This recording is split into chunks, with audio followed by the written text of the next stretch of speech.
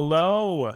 Welcome to the Nick's Boots podcast from start to finish. I am your host, Shuyler Mao. I'm joined today, I don't want to compare you to other people, Ben, but I'm joined by a very esteemed guest, Ben Robinson, founder and operator of Stitchdown podcast, Stitchdown website, Patina Thunderdome. You're a busy guy, man. How are you doing today? Slightly less tired than I was about a week ago when I was still in the midst of judging a Thunderdome until like 2 a.m, 3 nights in a row, and then distributing fabulous prizes to all those people. Thank you to our wonderful sponsors. They're all great. Don't want to compare any of them to anybody other than themselves. They're all fantastic, but Nick's was pretty good. Nick's is pretty great. But I appreciate you saying that. And, we all know what you said before we started recording, so it's all good. I'm almost surprised it only took 3 nights with the number of entrants, and I'm not at all suggesting that, you didn't put the due diligence into it, but, that must be quite a grind. So that was like sit down, all judges on a Zoom call, going at it with a field that had been cut down about 80% in the week before. Okay. By myself and Tim. AI, right? And Tim is actually just the name I've given to my new AI computer friend that happens to live in Wisconsin.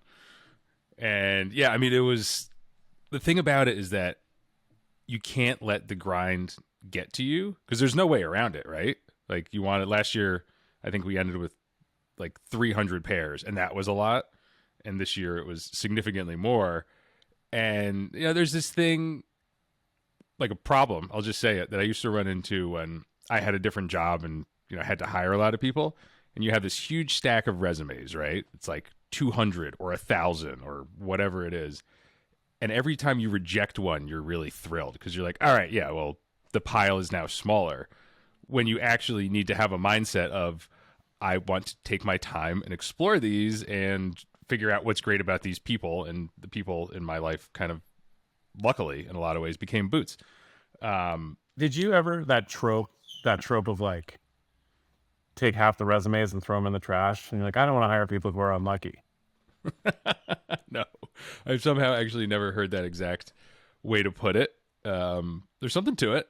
And no, it was just, it's like, it's kind of the same thing, right? But you can't, like, you owe it to the contest. You owe it to everybody who participated. You owe it to the footwear that they were wearing so dutifully and photographing and writing essays about, and like having incredible life experiences, proposing in these boots, getting married in them. Like all these things happen every year. And so you owe it to them to put in the work and the time. So that was like days and days and days of like, you know what? Like we can't move them all on to the next round essentially. And how do we cut it down to like 120 for the open and I think 70 for the work. And then you get in the room and it's like, all right, here we go. And Carl Morawski and Dave at Rugged Workwear, who were our work judges, were incredible. They'd never done it before. The judges on the open side did it the year previous. And so they had a bit of experience and, we had a bit of a flow to it. And it was just, they just locked in, man. It was great. And just the way that they were able to talk about it, and we kind of feel each other, and everybody had different opinions. And in the end, it all worked out really, when you look at it, like the way that it was supposed to, which is pretty cool. It's pretty cool to see. And everybody seems very happy for the most part. There's heartbreak in this, right? There's no losers, but there's definitely winners. And for the most part, everybody kind of came through and valued the experience above all. And this sweet pair of boots that they end up with, like, That's right. You can't go wrong. You can't go wrong. That's right. Well, congratulations on finishing that and another successful year. I will congratulate myself right now. We'll look forward to that next year, and hopefully we can do as well as we did. It's just I think as a brand, it's a very powerful statement that, you get people that passionate about, footwear in general, but also, honoring you by having you participate with that purchase is pretty humbling. Very grateful that you put that on, and of course grateful for the customers. So I actually really wanted to learn a little bit about you today. I definitely listened to the Stitchdown podcast, and Just your episode? That's enough. no, I listened to the Taft one, and I listened to the Wesco one, and trying to get caught up, man. But and I listened to your deep dive into the Thunderdome. So you've got a lot of great content out there, but not a lot about you. Your about section talks about a pair of Jordans that you lusted after as a 9-year-old, I believe, and were never able to attain. Did you rectify that at some point in your life? I think that I did. I think that they were a pair of blue and true. And we can get into this a bit, but I used to be, more of a sneaker guy, as most children tend to be these days. But yeah, I think it was a pair of true blue Jordan 3s. And my parents were like, no. I was like, but what do you mean? What do you mean, no? Of course I should have these shoes. And, I got something else, on the sale rack at Modell's that got it done. I think they were still Nikes. And then, I kind of set my sights on figuring out how to make money so I could buy shoes. That was all I really needed. I mean, eventually you get a car and you got to put gas in it and that kind of stuff. But yeah, it was how do I get myself these sneakers? And I got a job at a bar, a local bar. I was either 14 or 15. I wasn't sick because I wasn't driving at all yet. I had to get a ride home at 4 a.m. from one of the bartenders. And I was bar backing and walking out of there with a stack of cash and turned it into shoes. Played a lot of sports, played soccer, football. I'm from a magical place called Long Island, so lacrosse, that's just what people do there. Basketball. I was never on the basketball team, but I always loved playing basketball, still do. And so, that was a big element of it too, right? I got really into Adidas stuff and kind of deep on that and the cleats, and I'm buying all of these different cleats from catalogs, the old catalog days. You get the East Bay catalog with everything, and you get the Acme soccer catalog, which as a youth I thought was somehow related to Bugs Bunny. I don't think that was actually the case. And I'm buying different studs for wet weather and kangaroo leather, beginning to understand leather. Mind you, I was the goalie. I didn't really move or even kick the ball barely, but I just got super into these cleats. And so it was that kind of stuff, it was just this constant obsession over footwear. Function was important. Form often trumped it at times. And all of this kind of leads down the road to a place where I've got, I'm playing a lot fewer sports because I'm older and falling apart. But still playing basketball in a pair of Air Force Ones highs from the, I don't know, late 80s, early 90s that I had gotten on eBay because I thought that was cool. And if I wasn't the best player on the floor, at least I was going to have the flyest shoes. And I wake up one morning and I can't walk. I literally can't put pressure on my foot. Don't know what's going on. Talk my now wife into going and getting me some crutches, across 14th Street in New York City to the urgent care. Doctor's like, you got a stress fracture in your foot. Oh, man. And it's these Vans that you're wearing. What other kind of shoes do? Oh, Jordan is, well, it's, do you lace them? I don't think he asked that, but looking back, I'm like, I don't even lace my sneakers because apparently that's what is the cool thing to do now. And he said, get yourself some real shoes or boots. You need support. You need this and that. You're not getting any younger.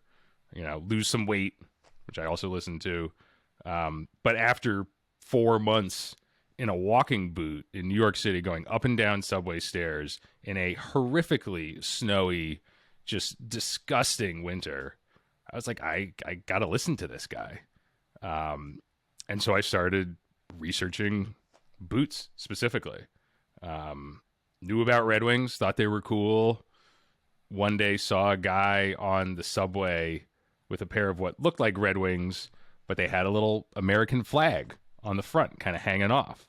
And so I Googled it, and turns out they're Thorogoods. And oh, lo and behold, they're, more affordable than Red Wings, and found one place in the city that sold them, which it didn't even make sense. This place, Molded Shoe, which is like this Alden modified Last Haven and a shoe store that literally hasn't changed since like the 40s. It's incredible.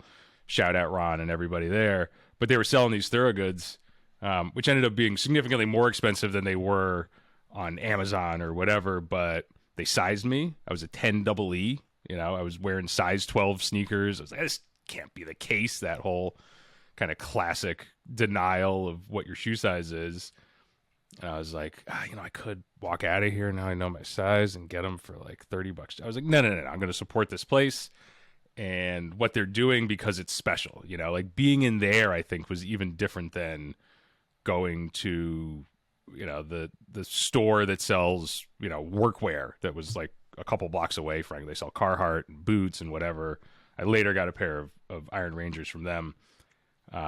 But it just felt special. It felt like they were doing something and I was understanding footwear in a completely different way just by being there and realizing that I'm a 10 double E in Thorogood boots and not the size that I thought I was because all shoes are the same size, right? So all these realizations start to kind of click in. And in the meantime, spending a lot of time on Reddit, Goodyear Welt, Style Forum, Super Future Forum, like anything that you get your hands on to just learn about what's going on. And at that point, you start to see what else is out there. In Molded Shoe, they had Aldens. And I saw a pair of Indie, I was like, oh man, well, what about these? You flip it over, you look at the price, you're like, well, that's not happening today. I see my future ahead of me, and like, I gotta get another job at a bar or something, start socking cash away. Because these have to happen at some point, but I'm going to take my time with it, right? I'm going to see where this all goes. But yeah, you just start to realize the difference between things. You start to realize that Red Wings and Thorogoods aren't the only boots made in the U.S. You start to learn about Whites and Knicks and everything that's going on out there. Somewhere in the site, I have this written in a White story, like, the semi-dress was the most confusing boot. I was like, what? People seem so excited about this. I don't get it. What's with this heel? Like, I can't grasp it. And you realize the more time you just kind of spend looking at it and understanding the story behind it, the function, but also the history and the lore of these brands and these boots. And oh my God, they've been making the same thing since the 30s. Like, there's got to be something to it. And then things start to click in your understanding, both aesthetically and historically and how something should fit, etc. And then, yeah, you just, you roll into that. And I just had kind of a more normal, non-shoe related job whenever possible in any job. I, tried to figure out a way to kind of make shoes part of it, which didn't always work very well. And yeah, then, left a job I was at for 10 years, did another job for 1 year. I was wearing my Aldens and stuff. I had like 5 pairs of great boots then to the office. And then like that ended and I was like, man, all these jobs were in media, digital media. And that was beginning to kind of fall apart a little bit. And like in the last week. How did you, I was going to ask you about that. Cause you had a big job. You were the creative director, right, for all of Thrillist. Is that right? I was the chief creative officer. Creative officer. Okay. Incapable of holding an actual creative director title. Like, I'm not a designer or anything like that. But yeah, it was essentially kind of, glorified editor in chief, overseeing editorial, video, audience development, data, all that kind of stuff. And, had a big old team and a big budget. And, we made a ton of great stuff. We helped people. Did some things that were more serious, kind of in the food space, but like deeper and interesting coverage that got recognized for what it was, and it was great. And then that the kind of job in between what I'm doing now, Stitchdown, and that was like kind of hard news in a way, like much harder, which is what I thought I wanted to be doing.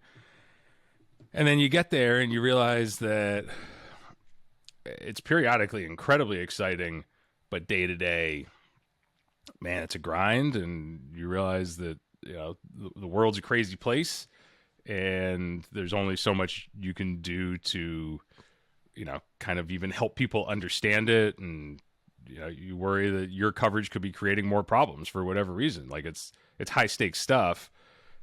And I realized that the things in life that maybe a hard news person would consider to be trivial, food, drink, travel, entertainment, footwear, can actually be incredibly important and incredibly fulfilling on, both like a personal level, but also a professional one, because they mean things to people, like they make people happy. They give people something to really care about in a way that I think done correctly can actually be really healthy and like not even terribly materialistic.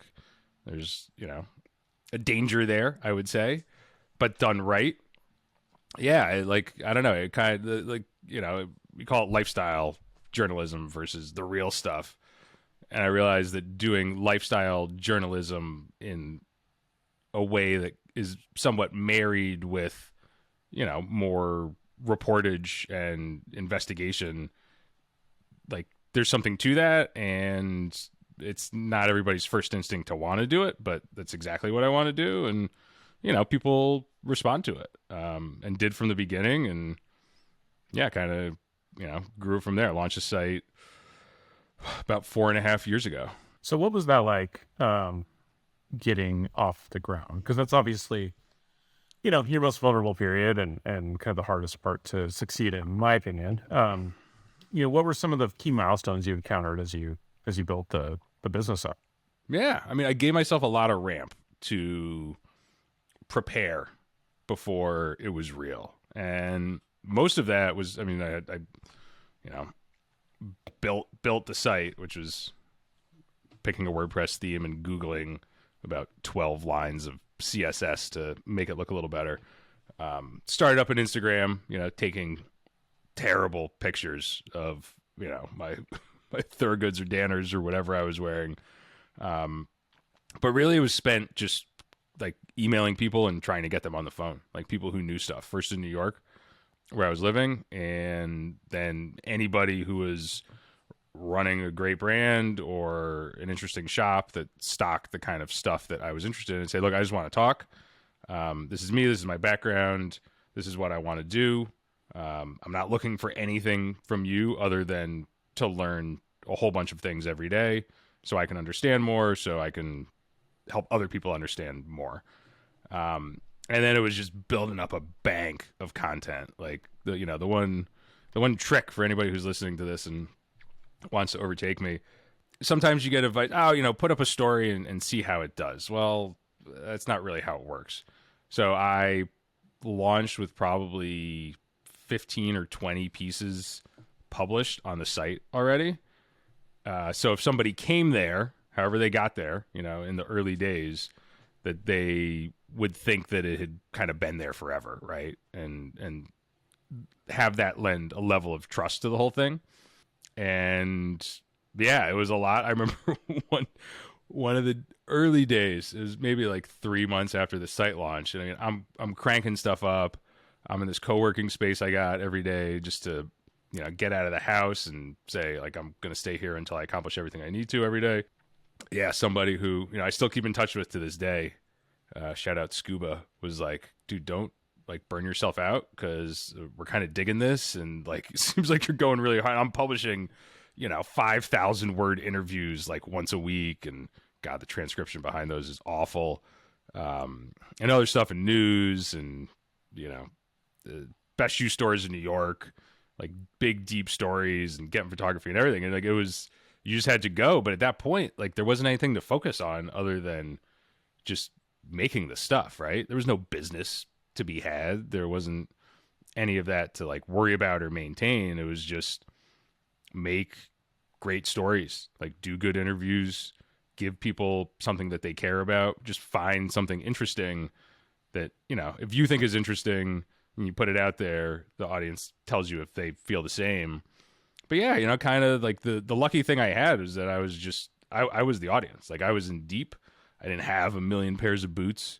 That helps, you know, and that's kind of changed over the years. It helps me help people understand what they are, what the sizing is, what are the differences between these. But at the time, I kind of had what I had. And so, you know, you do the reporting, right? You rely on people who know more than you to help you tell people what's going on. And hopefully you can do that like in a voice that they like. But yeah, it was like, you know, you gotta do well here. Like it's a very discerning audience. And if you're catering specifically to them, you know, there's not a lot of wiggle room for like messing around, getting things wrong, selling out, like any of that. So, you know, you kind of back yourself into like the right kind of corner intentionally, which forces you to maintain a level of purity behind the whole thing that is exactly what I want, right? But if you break that, then everybody will leave because it's not, you know, I used to deal with huge, you know, like 500 million video view a month audience type stuff. That's just people. That's like the world. Everybody likes, you know, a good cheeseburger or whatever. And this was different. And like, it makes you work harder for it, which I like. I think it's a good thing. And it keeps you honest. What do you, what other sites do you look at? You know, I mean, I don't know. There's I don't actually like shoegazing or like. Love shoegazing. Jesper's like the god of the space. Yep. I've kind of, you know, gotten him into more. We have what I consider to be a great relationship. He's incredible. He knows things about shoes, especially in the bespoke realm, but like just in general that, you know, I may never know. But he's been an incredible resource. But yeah, I mean, every word on shoegazing I read at some point. You know, I probably go in there like every couple weeks and kind of catch up on what's going on. You know, sometimes there's news in like the classic dress world. He's got a hell of a beat on like the business side of what's going on, especially with these big companies. So yeah, I consider shoegazing to be absolutely essential. Yeah, I mean, I read footwear news. I subscribe to footwear news. Like most of it has nothing to do with anything that we cover, that you do. No. It's the world of footwear based on what the world largely wears, which is Allbirds and Nike. And, Well, it's funny. It's like Adidas and like yeah, Hoka and Hey Dude. Yeah. yeah, but like I still Those are, you know, I'm wearing sneakers now, you know, summertime. insane. You should be wearing your Builder Pros. So yeah, I mean that like those kind of things are essential. And then, you know, just like what else is going on in the space. I mean, a lot of it's happening on YouTube, right? I mean, Yeah. like your YouTube channel, Rose Anvil, Stridewise, like those guys, like they are making content that reaches a huge amount of people. And yeah, I mean, it's very important. They're doing things that like I'm frankly not, you know, in a lot of cases, which is good. I think it's fantastic from a let's educate people on this perspective, get them excited, you know, give them options. I'm all for it. And like I didn't like with Stridewise with Nick, like I don't know, we were kind of like I guess rivals. We're like theoretically doing something of the same thing, and like never spoke. We never communicated with each other, but we knew about each other. And then yeah, he came to one of the kind of meetup hangout parties that we had in the city, like maybe a year and a half ago, something like that. And we hit it off. We had a great time. So now, you know, we do that. He comes to those. We hang out by ourselves.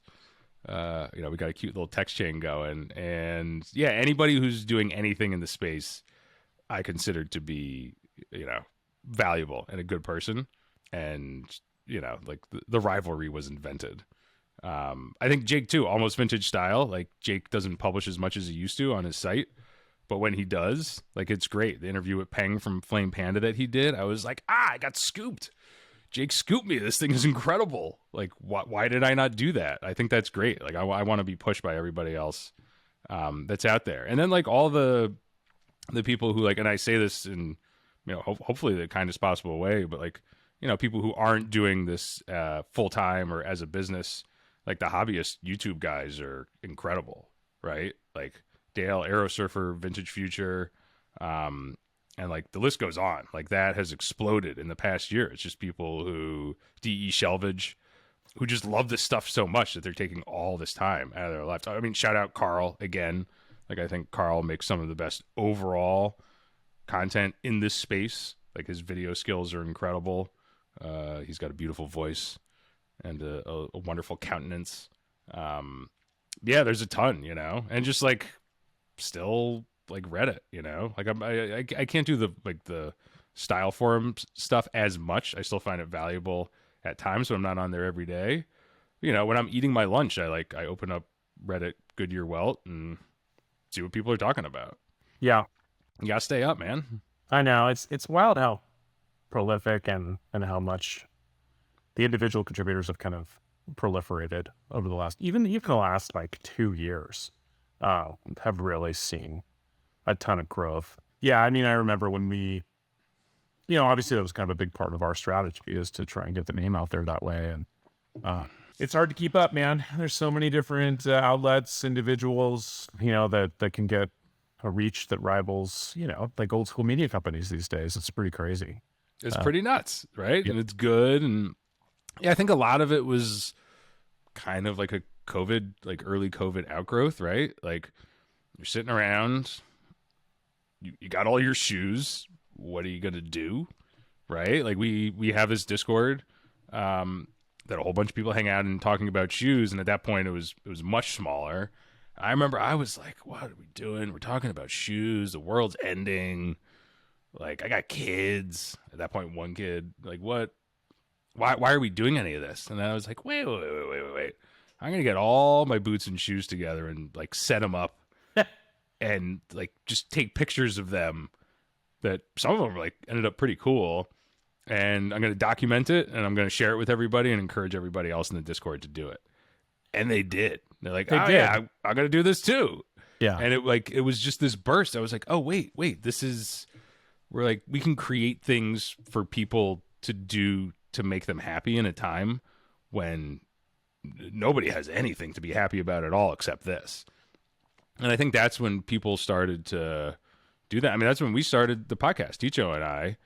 I was living at my in-laws in Massachusetts, one kid and a pregnant wife, taking care of my 2-year-old daughter, who I love and is also, especially then, she was very 2, all day long, like heavy work, not being able to go anywhere, just trying to figure out something to do. And so in the middle of that, we're like, oh yeah, let's we might as well start a podcast with like 0 time on my hands and like trying to support the rest of this and like turn it into some level of business. Yeah, it worked, right? Like I read a book by this guy Eric Nussum, kind of one of the gods of podcasting, like this NPR just guru, fantastic podcasting book. And in the first page, it's like 99% of these things will fail. Be ready at that. I was like, all right, well, whatever. There's still like some space to play there, I guess. Like bought some mics and 1%, man. Yeah, but should have bought better mics. Should have purchased better mics because I have kind of bought a couple new ones since then.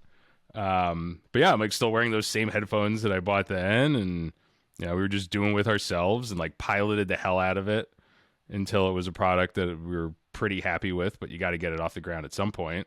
And then took that leap of starting to have on guests and things like that, and that went well.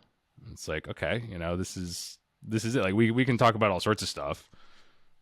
Ticho's great at it. I just kind of tee him up. How'd you meet Ticho? We at Ticho Blanco Shoes. We just I don't know how any internet shoe people meet each other. We just started like chatting on Instagram for. You guys are not in the same area, right? I mean, close. He's at least a 2-hour drive from here, okay, in kind of like deep Jersey. And yeah, we started chatting. I met him at the Viberg sample sale, And I was like, "Oh, hey, what's up? It's me." And I had like we were doing a story and had come with a photographer and we're like pulling people out of the line, being like, "What are you wearing? What's your favorite Nick Cage movie?" Got some great answers.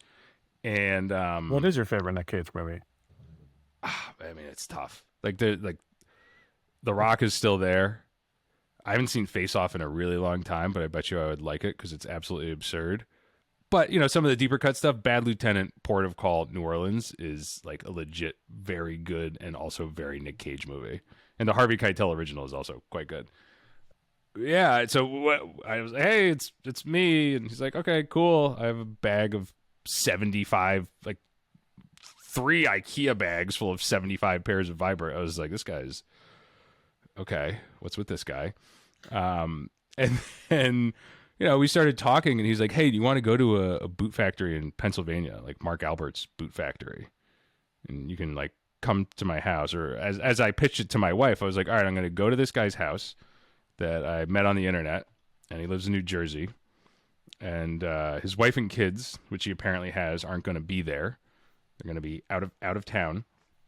And I'm going to stay the night, and then we're going to drive 5+ hours to a boot factory, and we're going to drive back, and then I'll be home. Maybe. Who knows? She's, I think this is a terrible idea. I was like, you're probably right, but we're going to go for it. And I mean, that's kind of where the podcast was birthed. Like, we're stuck in a car for 10 hours with each other, and we just talked. And it wasn't just about boots and shoes. Like, it was about, I learned a lot about him and how he drives too aggressively and the theories he has behind that, why his car is full of empty seltzer cans, which is intentional. So nobody steals it or something. And yeah, it was like, well, you know what? If we could do this for 10 hours straight, I feel like we could fill up an hour once a week. And yeah, I mean, you know, people dug it, which was, you know, to this day is still kind of crazy to me. But I also, at the same time, like, thought that we could produce something that, you know, a couple people would like. And I'm just glad that it's, you know, a few more than a couple. Yeah. No, I mean, it's a great podcast. It's yeah. I always wonder, like, and even with our podcast, how into boots do you have to be? You know what I mean? To enjoy it. And like, I think for us, for our listeners, you got to be pretty into boots. But for you, you know, I think you offer a lot of different perspectives and have the luxury of you know, covering other brands, and it's a great time, man. I do appreciate it. Yeah, you could be into Wegmans. The You talk wonderful about grocery store. We're really into if you're into Wegmans, you would love our podcast. And I know Wegmans is a grocery store, but it's just in theory. Is that right? It's a grocery store, right? I've never been. Is what I'm saying. It is a grocery store. Both theoretic. For me, it was just a theory for a long time. My wife's mother is from Rochester, where Wegmans is based and is from, and like she had a Wegmans growing up. So I had heard about it, and then they opened one up in Brooklyn when I was living there, and I was like, I don't get it. This isn't the thing. Turned out that was like 1/10 of what Wegmans really has to offer. So there's one up here now, up in Westchester, and it's, oh my God, it's fabulous. But yeah, that kind of stuff. And like, I mean, to your kind of question or point, yeah, if you're really in deep and just kind of a dangerous nerd about the whole thing, yeah, I think you'll love it. I think you should listen to it. I think you should listen to your podcast. I think that's the core audience, right? No question. The emails I get from people who are like, hey, I'm just getting into this. I got a pair of whatever, and like, I want to go deeper on it. And I'm so happy that I found your podcast after I bought a pair of Iron Rangers or whatever. I'm like, damn, man, that's like good for you. Kind of weird, but like, I'm embracing it. Like, do you even understand what we're talking about? And hopefully, like, that's always a goal. Like, I will say that I think it's pretty important that obviously we're catering to like a super enthusiast audience, but it needs to be accessible to anybody, right? It can't be gatekeepy. It can't talk over anybody's head. Like, that's very, very important, because how else are you going to get people interested in it, right? But the fact that it's happening, especially in a conversational format where you're just going to go wherever your head takes you, and they still like it and understand it and get something out of it. I mean, that's it, right? That to me is the biggest thing. Like you're getting the right kind of people excited. Like it's all a mindset, right? Like you kind of have to be a nerd about something to want to understand what great footwear is, because there's no one sheeter that you can give to people. Like, okay, yeah, you just read this and then you'll understand what shoes and boots are good and what would be good for you. Like, no, it's impossible. Like it's literally this lifelong journey as far as I'm concerned. The nice part is, like, once you get into a great pair of shoes or boots, you really can't go back, you know? Like, It's hard. It's hard. You woke up, like something happened. You broke them in, and that shift happened for the boots, and it happened for you too. You feel different. I feel You do. different in quality footwear versus not so quality footwear. It's rewarding. Yeah. No. So with that in mind, like, you have a much broader view, I would say, than I do of the footwear, niche that we're running. Are there any silhouettes or styles or materials even that you think are kind of underrepresented or you'd like to see more of used by manufacturers? Yeah, I mean, I would say there is. Can't say worse. You can't say worse. No, I mean, we could talk about leather too, but early days of Stitchdown, I remember, something came across my desk. Maybe we'd started to do the weekly roundups or something, and a Wesco boot was billed as a semi-lace to toe. And I was like, okay, yeah, I guess those laces are like kind of close to the toe, and that's the semi. And it's just a little, it's not like a. So it's between a normal and a lace to toe? Yeah. Jeez. And it's like kind of almost tough to tell, especially at that point, like you've seen so much, but you haven't necessarily processed what they all are. And then I was like, okay. And you start, okay, there's a lace to toe too. And I was like, oh, I kind of like these. And then I was like, wait a minute. I have a pair of like 4-year-old Danners that I like wore in the snow and like got specifically to like walk my dogs and all that stuff. This is a lace to toe boot. I'm already there. Like, I already like these. And that has not changed. And that's something that I really want to push on people. It's not for everybody, right? Like, I remember the first time I was out with my friend kind of running around New York, like this shoe friend that I made in the early days, still, props to everybody else, but my favorite shoe friend, Jovan. And he's like, oh, this monkey boot. I'm like, what's a monkey boot? Why is this called a monkey boot? He's like, I don't know, but this is what it looks like. And yeah, I think that has grown. That's something that, I'm in a position to say some days, like, okay, here's what everybody else likes, and here's what I like. And we're going to talk about what I like today because I think you might like it too.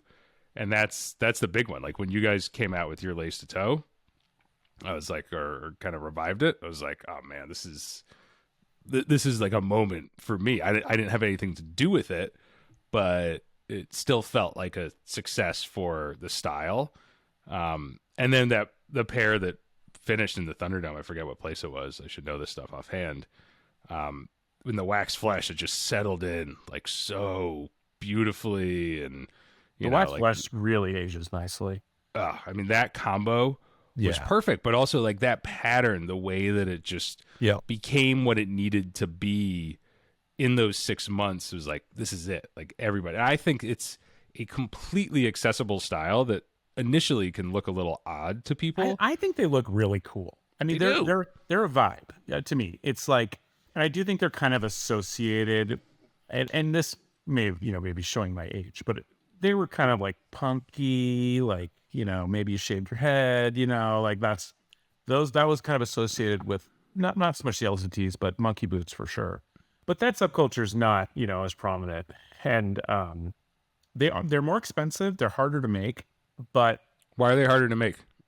There's more leather overlapping at the bottom there, basically, and so they're tougher to sew, and then like you do worry about how, because the vamp or the laces come down further into the vamp, you can get bunching, like the toe is like less, it's a more extreme tightening close to the toe. So it can kind of like almost look pinched if you don't do it right.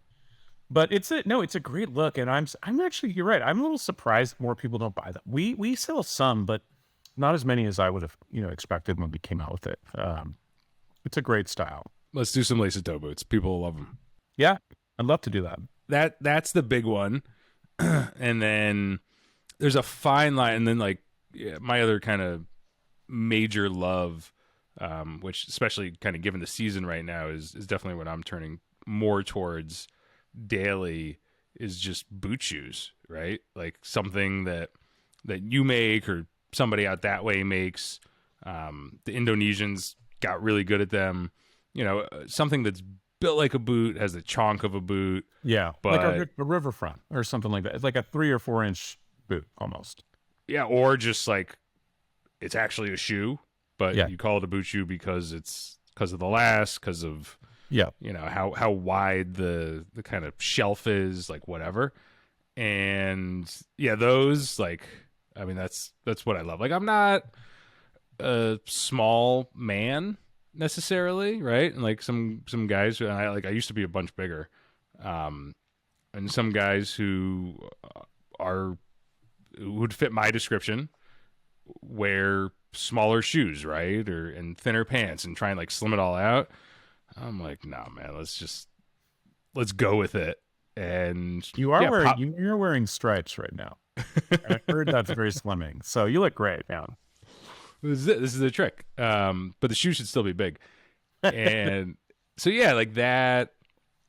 I don't know. I love that. I love something that's like kind of funky and different. And yeah, I mean, if you look at the Thunderdome, if you look at the Stitchdown Instagram, if you look at the weekly roundups, if you look at even like the Viberg service boot story, like it's a lot of service boots. Like people love that look, that pattern, classic, whatever you call it, like a lace up pattern. A service boot's great. I mean, service boot, derby boot, whatever.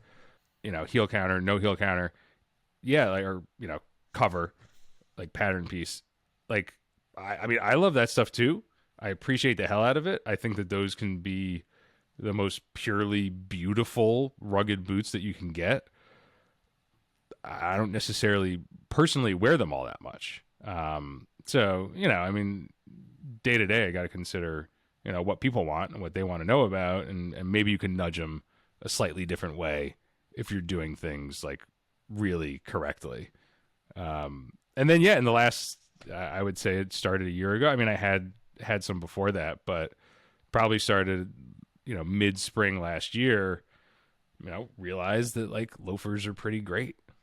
And worn appropriately, for you, they can be really kind of fun. And, in the last year, I think that's happened to coincide with like a resurgence of the style for, more kind of normal people.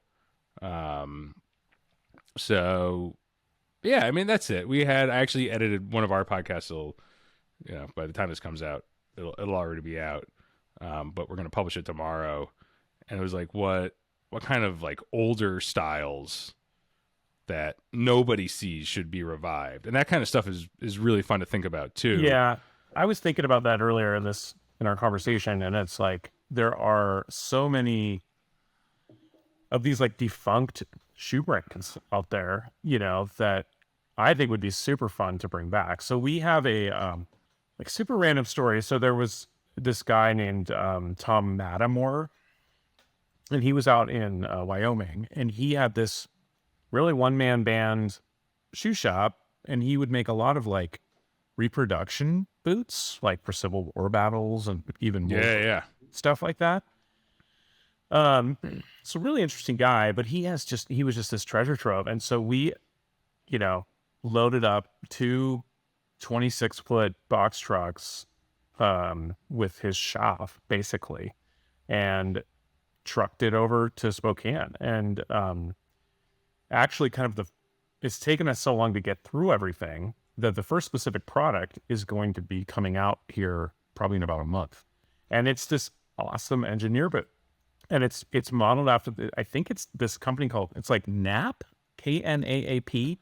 I I have a I have a Google alert set for. There's this guy. Everybody check out Speed Twin some numbers on Instagram. I'm sure maybe he wears other stuff. He only posts vintage boots like 1950 and previous. Oh, interesting. And Knapp is one of the companies. So I have eBay alerts set for Oh, all of the really? brands Okay. that he has, and Knapp is one of them. And every day, like it's So not the stuff that I want, but dude, their we'll have old a engineers are pattern. tight. We'll have a pattern that's as far as we can tell, very similar to that style. Love it. And I mean, there's like these logging boots. So we're kind of going through some, I would call it an evaluation of our existing patterns. And even on like the core logger styles, we're kind of looking at like 10 to 12 of these like defunct logger brands that were out there, like Curran, like Curran was one. Mm-hmm. There's like these other ones, and like just didn't make it through the transition to like the lower cost labor environment before like the internet came along and enabled you to do direct to consumer and survive, And so yeah, we're trying to incorporate a lot of these like older elements. But to your point, I think it would be so cool to just kind of go out there and be like, let's recreate like the top 10, maybe you can even have them voted on by like an audience or something like that. The top 10 coolest styles from the past. That would be a cool idea. Yeah, I mean, I love it, and like I want to see all this stuff. Like, I think one of the coolest things to me, because one of the conversations that tends to come up is what's an original pattern, right? And what's an original boot, and where is the line there? And I do think there are very specific lines that can be crossed. But in the end, there's this kind of common ownership over like a logger pattern or like a logger lace to toe pattern or whatever it is. And that's completely different than, like a revival, Viberg or whatever, military dress or service boot pattern. And none of them are the same. Like they're all the same, but none of them are the same. And there's subtle differences, and the lasts are different, and that changes a ton. And it's those subtle differences that I'm sure that you're seeing in this bounty of patterns, right? And that to me is really cool, because there's never really a question, even in these brands out where you are, that kind of sprung from each other in a way. Like nobody's like, oh well, this is like a knockoff of something, or this is even like was brought specifically from one shop to another, and so they're exactly the same. Like they're kind of not. And like to me, that's part of the fun of it, right? Like being able to identify like very, very specific differences in patterns in general, and then for you personally being like, yeah, you're gonna think that and I'm talking to a normal person, not somebody who's listening to a boot podcast. You're gonna think I'm completely crazy because I can tell the difference between these two things. And in the end, like that's actually the exciting part, I guess, is people thinking you're crazy, which I'm fine with that. Yeah, no, yeah, it's interesting. I mean, there are definitely it's an incestuous thing, I think, at times, but yeah, I mean, we do hope to kind of differentiate the base profile a little bit, try and achieve some maybe a uniqueness from an aesthetic standpoint, because I do think it's interesting, like the Vibrant service boot, I believe they have a design patent on it. They do. Which is interesting, because like a design patent is also, so I used to work in product development, and people think about patents, they're usually thinking of a utility patent, right? So utility patent would be like cover like a specific functionality of a tool or something like that. Whereas a design patent is, you cannot exactly replicate the product, but you can change something so small that basically the consumer wouldn't notice, And so apparel patents are almost impossible to achieve, at least in a meaningful way, if you were actually trying to stop competition from using it. Like, I think their patent states that like 3 rows of stitching, like, oh gosh, like an eighth of an inch in from like the blucher or something. You know what I mean? It's like it's highly, highly specific. And Mm-hmm. if you change that by like a seventh of an inch, you know, you would technically not You're be cool. violating. Yeah, it's cool. So I don't know. It is kind of interesting, and apparel is funny like that. Like, it's a bit of a copycat world, you know. Like today's runway style at the Met Gala is going to be at Zara, you know, in 6 weeks, you know, and for a tenth of the price. Not a lot of good shoes at the Met Gala, I gotta say. Well, they're hard to see under those gowns, man. You know. Mostly the guys I was referring to. Federer had a great pair of Oxfords. Was very happy with Federer. Trevor Noah had just I hope whoever made it is listening. Just this hideous pair of patent leather, you know, and it should have been right up my alley. Big, gigantic, chonky soles, and you know, brogue, patent, whatever. They were just no good. It's tough. Yeah, we gotta make boots more versatile, I think, or something. You know, I don't know if we can wear boots with a suit or I've been trying to talk myself into boots with shorts. We're very like boots with shorts office, and I think I'm gonna take the plunge this year. I think it works with PNW boots. Those Danners that I mentioned earlier, almost exclusively worn with shorts. You know, Okay. Okay. All 7 months of the year, and I thought they worked. I thought they worked pretty solid. The question comes down to the socks. What do you do with your socks when you're wearing boots with shorts? And it's a big question. I think you got to show a little sock, don't you? I think so, but are they big and tall and pulled up? Or are they bunched down? I like bunch down personally, but Yeah, and then I mean, you just got these cylinders, you know, for legs that roll into your boot. I mean, who knows? There's a lot of questions about it. yeah. Well, Um, we should definitely take some photographic evidence and see what people think.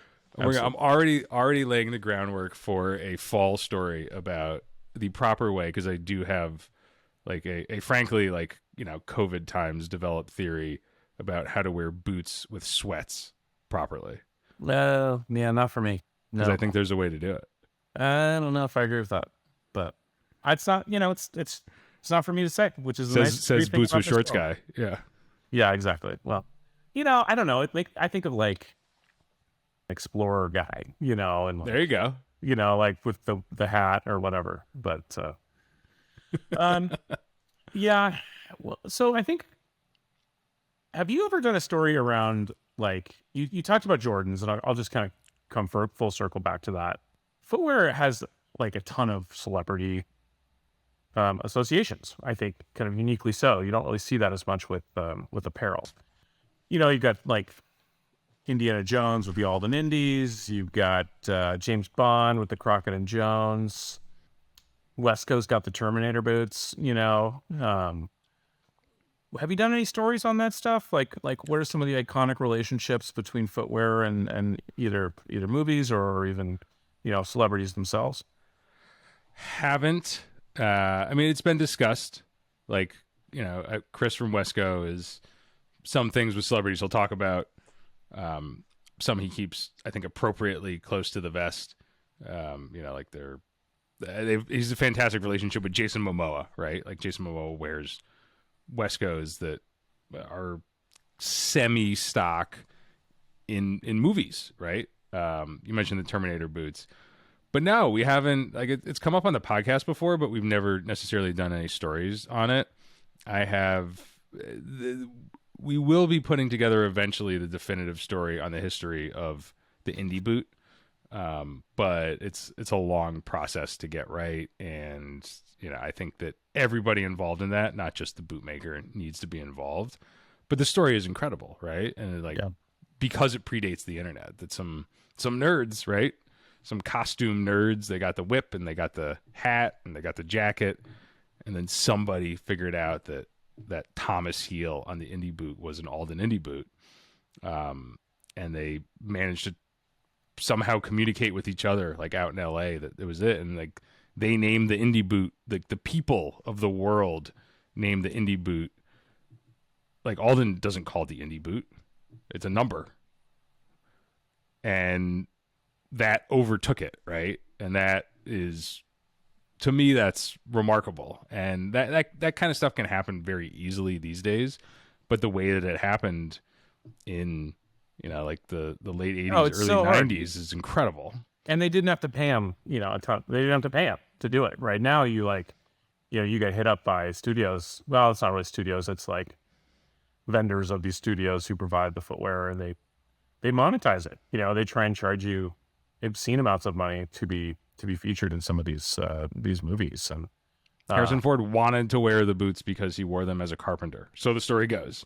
Yep. And he's like, They're organic. It's real. These are comfortable for me. You want me to do this?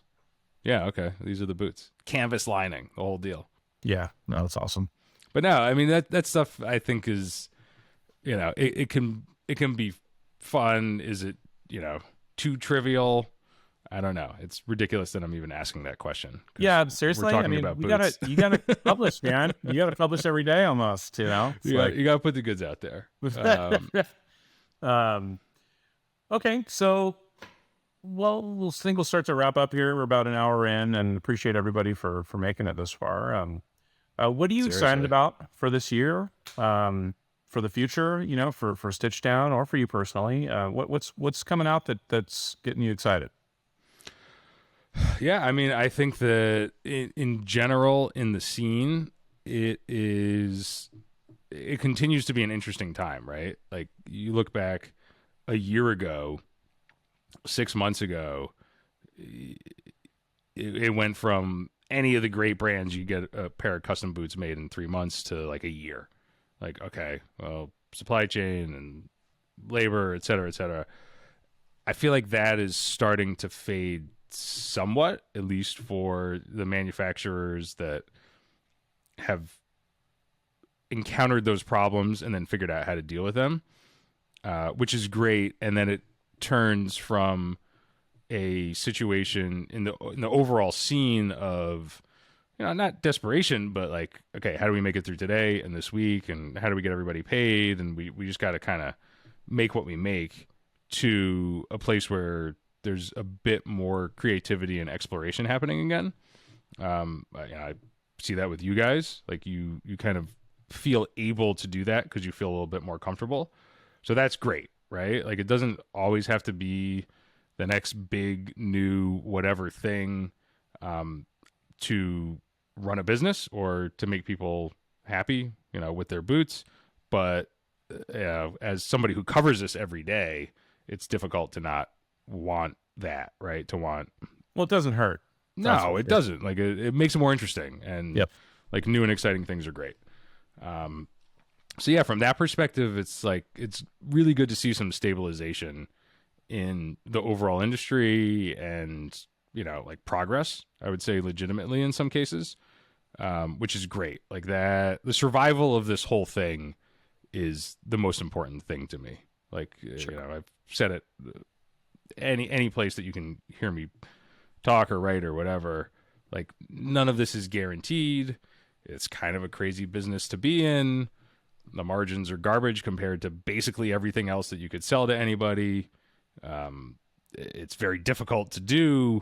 And so, like every day that exists is a blessing. And the more people that we can get interested in it, the more the chances of not just survival, but thriving across the industry is possible. So that's kind of like the underlying goal of what we're doing. So all that's very, very, like, that's the most important thing to me. Well, what about for you? What about for you and your venture? Yeah, I mean, look, we're going to run this Thunderdome back again, probably starting again in October is the goal, and do it bigger and better. And everybody who hasn't, go check out the Patina Project app, which we've partnered with to kind of power the Thunderdome. And I think we put like 35,000 photos of boots and the leather and how they age, into this app and onto the internet, available for anybody to look at and think about, something that they're considering and how it might age, and kind of look into the future a little bit. So that's something that we're definitely going to be doing again, and get people excited about that, and really grow that work side, which we've been talking about a lot, because I think that like the sparks of something very, very real occurred this year. So that's pretty exciting to me.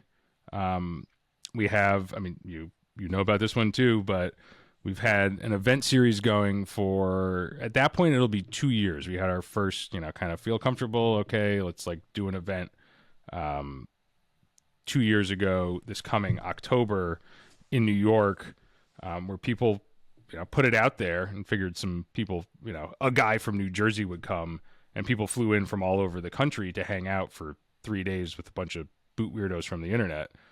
And it was fabulous.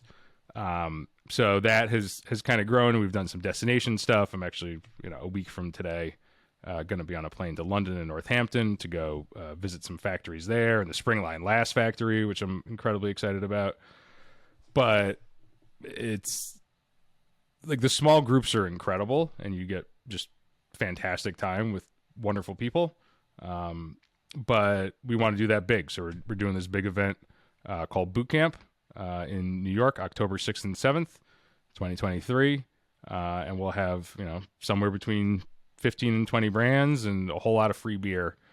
And just an opportunity to learn and get sized and meet the people who make these incredible products and learn about it directly from them in a way that you can't do online. As hard as we try, as many videos as we make and articles we publish and podcasts, whatever, like there's nothing that comes close to being able to touch and feel the product and ask the person who made them why they're the way they are. So yeah, I mean, that's like, it's pretty exciting and a hell of an undertaking, but one that is something I'm thrilled to undertake, I suppose. And then, yeah, we're like barely trying to keep up with you guys on the video front, something that has been avoided for far too long, and put out this kind of Thunderdome winners video that was a success, and like people liked it, which means that, damn it, you guys got to do more of it. More video. So, More video competition. Okay, great. I mean, but like I don't have access to a factory every day. Sure you do. Yeah, but I got to go there, and you just kind of got to turn the corner. That's true. And like what else, like that's always the goal, right? Like what else can be provided?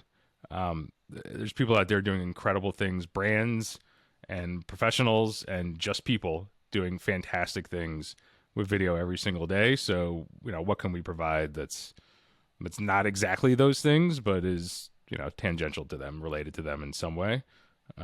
Because you want to give people obviously something that they enjoy. So yeah, I mean, it's all this stuff, but really like there's like this kind of paradox to live events, right? Like you can reach 1 million people with a video on YouTube, and you can't really put 1 million people at a boot event. But I believe deeply in live events for, the reasons that I talked about earlier in terms of the product and the connection that you can make with the people who make them, but also just each other, right? Like I really think that if you look at some of these other things, like I'm not into watches, probably thankfully for my wallet, but people have been into watches and have felt comfortable being into watches for a really long time.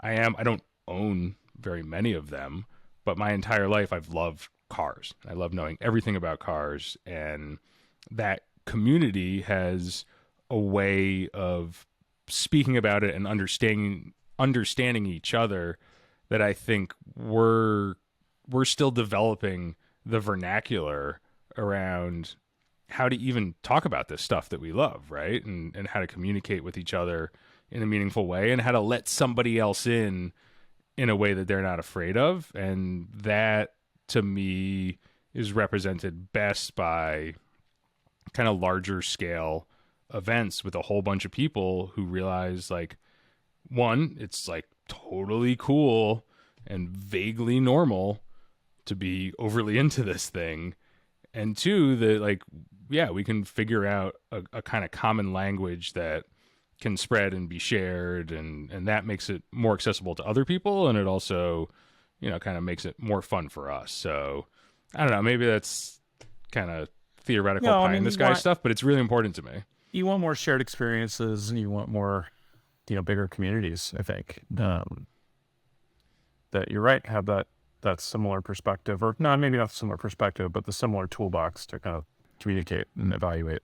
Yeah, I mean, so I had myself a little birthday party for turning even older last weekend, and this guy I've lived here for a few years, but there's this guy who lives kind of down the block ish, and we've hung out a few times, and it's like, okay, I'm inviting him up to hang out with some of my oldest friends, and he comes down to the basement and he sees all these boots, and I've told him like what I do.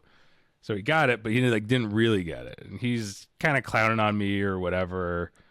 And I was like, all right, well, what size are you? And he's like, 13, something like that. Oh, okay, well, let's figure out what size you really are. And so I gave him this pair of boots, this pair of Grand Stones that I wore for a really long time and loved, and just, kind of fallen out of the rotation. And they're a 10 triple E. And after spending some time, I was like, no, I think these are going to fit you. And they fit great. And he walked out in them. He carried his old shoes home, and he was obsessed with them. And he went from being like, this, and what are you doing? And all these, to being like, oh my God, I'm completely in love with these. So I checked in with them on, a couple days ago. I was like, how are those boots doing? He's like, I haven't taken them off. My wife is sick of me talking about them. Like, my friends don't understand me anymore, and I absolutely love them. And all of these things seem like good things to me.